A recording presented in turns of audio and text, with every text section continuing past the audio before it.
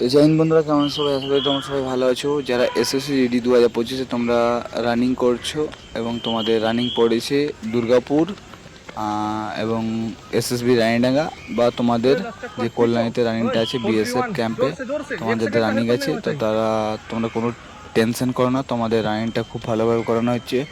এবং রানিংয়ে তোমাদের মোটামুটি যারা প্র্যাকটিস করে যাচ্ছে তারা মোটামুটি সবাই পাস করে যাচ্ছে।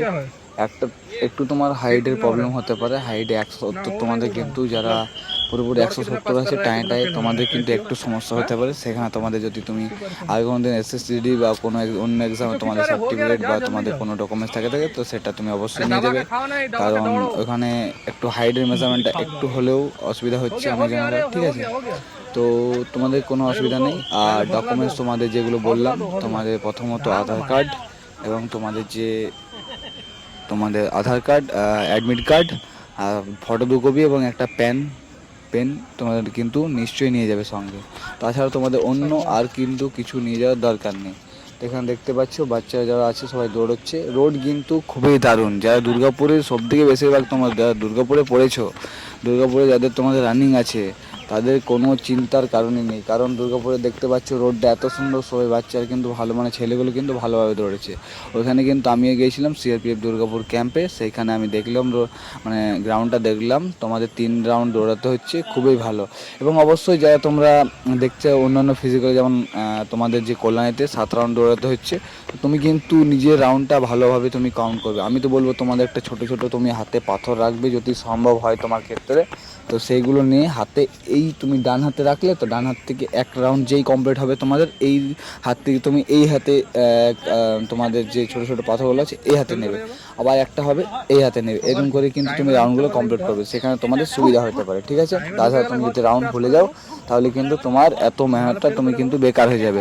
দেখো তুমি হয়তো রোডে দৌড়ে রানিং করেছো, বা তুমি হয়তো অনেকজনা তোমাদের গ্রাউন্ডে রানিং করেছো, কিন্তু এখানে তোমাদের কিন্তু এখানে কারো 400 মিটার রাউন্ড, কারো 500 মিটার, কারো 300 মিটার, কিন্তু এইখানে তোমাদের 700 মিটার। এবার তুমি বুঝবে কী করে যে তোমার টাইমিংটা অনুযায়ী তুমি কিন্তু ডিভাইড করে যাও। 7টা রাউন্ড দৌড়াতে হচ্ছে, মানে তোমাদের কত টাইম লাগা উচিত?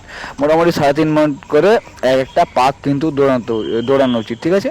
তো সেরকম অনুযায়ী তুমি প্রত্যেকটা পাক কিন্তু টাইমিং লাগাবে, ঠিক আছে? তো লাস্ট পাকটা ভালো করে মারবে, যেমন তুমি তাড়াতাড়ির মধ্যে ঢুকতে পারো, ঠিক আছে?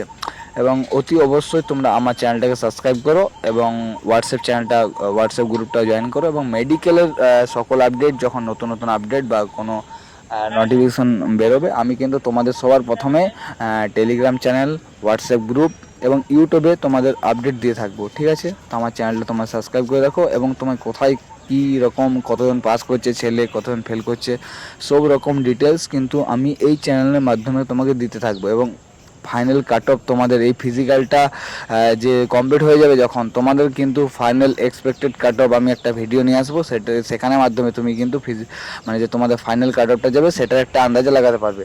আর মোটামুটি তুমি ধরে রাখতে পারো তোমাদের ফিজিক্যাল শেষ হওয়ার পর তোমাদের হাতে মোটামুটি থাকবে 1 থেকে 1.5 মাস, কারণ সেপ্টেম্বর তোমাদের কিন্তু 20 তারিখ থেকে তোমাদের সিপিওর মেডিকেল স্টার্ট হয়েছে। তো তোমাদের সেপ্টেম্বর হবে না তোমাদের মেডিকেল, তোমাদের কিন্তু অক্টোবর থেকে তোমাদের মেডিকেল স্টার্ট হবে। তো অক্টোবরে মেডিকেল কমপ্লিট হয়ে যাওয়ার পর তোমাদের কিন্তু মোটামুটি ডিসেম্বরের ফার্স্ট উইক বা তোমাদের ডিসেম্বরের সেকেন্ড উইকের মাধ্যমে ফাইনাল মেরিট লিস্ট আউট হয়ে যাবে। মোটামুটি তোমরা জানুয়ারিতে সবাই জয়েনিং করে দেবে। তো ভালো করে তোমরা প্রিপারেশন করো, জি জান লাগিয়ে দাও দোস্ত, কারণ একটা চাকরি তোমাদের জীবনের সব কিছু বদলে যেতে পারে, ঠিক আছে? তো তুমি ভালো করে মেহনত করো এবং ভালো করে দৌড়াও, কারণ ফিজিক্যালটাই মেন।